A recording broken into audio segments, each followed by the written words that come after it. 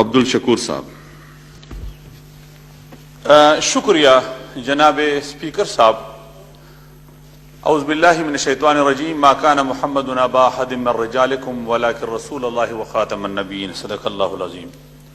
یقیناً میں آج کی اس اسمبلی کے سیشن میں آپ کا تو اس لیے شکریہ ادا کرتا ہوں کہ انتہائی اچھی طریقے سے حقیقت یہ ہے غیر جانبدارانہ انداز سے سیشن چلاتے ہیں. خراج تحسین پیش کرتا ہوں. بہت بہت شکریہ. محترم، آج کا اجلاس اس بات کا متقاضی ہے کہ کوئی ایک دوسرے پر توان لان نہ کرے، اس پہ کوئی شک نہیں. اور نہ یہ کرونا پاکستان کا پیدا کردہ بلا ہے، یہ بین الاقوامی وبا ہے. اور یہ صحابہ کرام کے زمانے میں بھی آیا تھا. تاریخ اسلام گواہ ہے کہ سب سے پہلا وبا اسلامی تاریخ میں سن 17 ہجری میں عمر فاروق رضی اللہ کے زمانے میں آیا تھا. اور اس سے 30 سے 35 ہزار صحابہ کرام اور تابعین کا لشکر اور افواج شہید ہوئے تھے. اور پھر عمر فاروق کے ہدایات پر عمرو بن عاص رضی اللہ نے عمل کیا اور تمام افواج کو کوارنٹائن کر دیا اور ان کو حکم دیا جب وہ سپہ سالار بن گئے کہ تمام افواج جابیہ کے مقام سے اوپر پہاڑوں کی طرف چلے جائیں. اور انہوں نے ایک دوسرے سے علادہ کر دیے اور کوارنٹائن کا تصور وہ عمر فاروق کے جانشی جرنیل عمرو بن عاص نے دیا اور خود رسول اللہ نے دیا ہے. لہذا احتیاطی تدابیر عین اسلام کے مطابق ہے. تو میں یہ تجویز پوری قوم کو دیتا ہوں کہ خدارا یہ صرف حکومتی معاملہ نہ سمجھے، یہ ہمارے مذہب کا مسئلہ بھی ہے، اسلام کا مسئلہ بھی ہے کہ جب اس قسم کا وبا آ جائے، مرض آ جائے، تو اس کا جو ہے مقابلہ آپ نہیں کر سکتے، احتیاطی تدابیر آپ اختیار کر سکتے ہیں. تو اسی وجہ سے میں قائد ملت مولانا فضل الرحمان صاحب کو خراج تحسین پیش کرتا ہوں کہ انہوں نے اعلان کر دیا، جماعت میں ایمرجنسی ڈکلیئر کر دیا کہ کرونا کے حوالے سے ہم سیاست نہیں کرتے. اور انہوں نے کہا کہ حکومتی اداروں کے ساتھ وہاں ضلعوں کی سطح پر تعاون کرے باقاعدہ.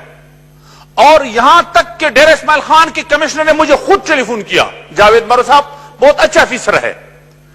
انہوں نے مجھے کہا کہ مولانا صاحب نے مجھے کہا کہ تفتان کے جتنے زائرین وہاں مفتی محمود اسپتال میں جو ہیں کوارنٹائن کیے ہیں یا میرے خلقہ میں درازندہ میں کوارنٹائن کیے ہیں، ان کو جمعیت علماء اسلام کی جو رضاکار فورس ہے، تنظیم ہے رضاکاروں کا، ان کو ہم تیار ہیں کہ آپ کے مدد کے لیے مہیا کریں.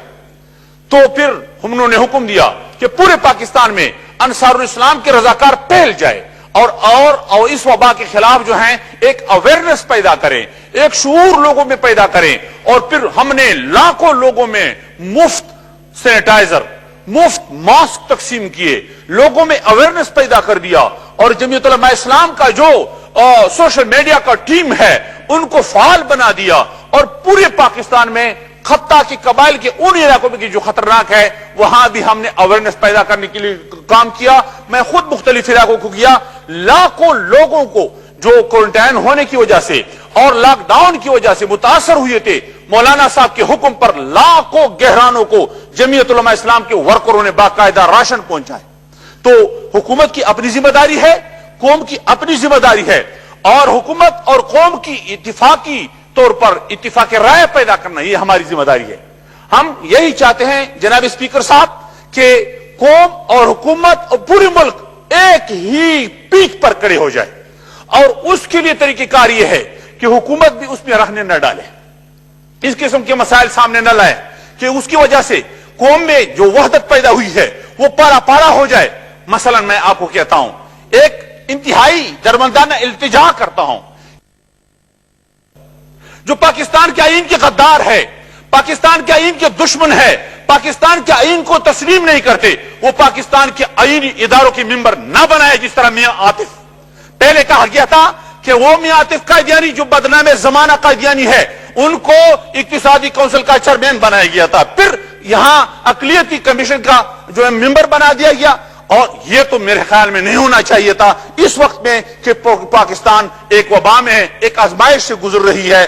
اس حوالے سے جمعیت علماء اسلام کی یہ تحفظات ہے کہ حکومت اس قسم کے اقدامات کم از کم بالکل نہیں ہونی چاہیے۔ آئین کے غدار ہے، وہ آئین نہیں مانتے، وہ اپنے آپ کو مسلمان کہتے ہیں، وہ اقلیت نہیں کہتے اپنے آپ کو۔ کون سی اقلیت ہے وہ؟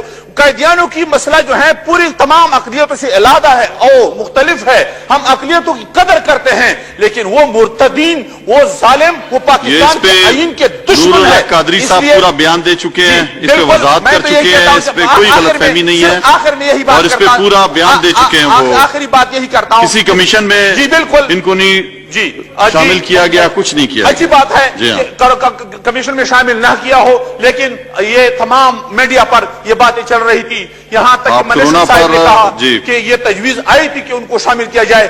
اگر آپ نے جس طرح تفصیلی انہوں نے بیان اپنا دیا، جی جس طرح آپ نے فرمایا قادیانی کو کسی بھی جو ہے اقلیتی کمیشن میں شامل نہیں کیا گیا، لیکن بہرحال یہ اچھی بات ہے۔ ہم کم از کم قیدیانی کو، پاکستان کے آئین کے غداروں کو کسی کمیشن میں تسلیم کرنے کے لیے تیار نہیں ہے، اور اسی کے حوالے سے پوری قوم متفق ہے، اور کورونا کے حوالے سے بھی ہم سب متفق ہیں، اور جو ہدایات ہے ان پر عمل کرنی چاہیے۔ ایک اور بات جی، تبلیغی جماعت کو بہت ذلیل کر دیا گیا، اور اس پہ پتہ نہیں کس نے کیا۔ اس ملک میں مافیا ہیں مختلف، جی ایسی جماعتیں تھی بلوچستان سے آئی تھی، میرے خیال میں کوئی اس میں کورونا کا مریض نہیں تھا، 14 دن خام خواہ ان کو مسجد میں کوارنٹائن کر دیا۔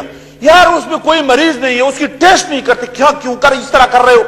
اس طرح فرانس کی جماعت تھی، اس میں خواتین بھی تھے، اسماعیل خان کے تبلیغی مرکز میں ان کو بند کر دیے تھے۔ پھر اللہ ان کا بیلا کرے، عمیر صاحب اسماعیل خان کی جوڑی سے اچھا آدمی ہے، میں نے ان کے ساتھ بات کی، انہوں نے بہرحال ہمارا کام چلایا۔ تو اس طرح تبلیغی جماعت کو بہت بدنام کیا، حالانکہ تبلیغی جماعت کا اس میں کوئی دخل نہیں تھا، اس طرح نہیں ہونی چاہیے تھی۔ تبلیغی جماعت جو ہے اللہ کی دین کی دعوت جو ہے چلاتی ہے، اور دین کے کام کے لیے مقبول عمل ہے، لہذا ان کی تعاون کرنی چاہیے۔ یہ وبا اس وقت ختم ہوگا کہ ہم اللہ کی طرف رجوع کریں۔ یہ رمضان کا مہینہ ہے، ہم پوری قوم سے بھی یہی التماس کرتے ہیں، التجا کرتے ہیں کہ دعا کرے کہ اللہ تعالی ہم سے راضی ہو جائے اور یہ وبا پاکستان سے ختم کر دے۔ جزاکم اللہ خیر۔ بہت شکریہ جی۔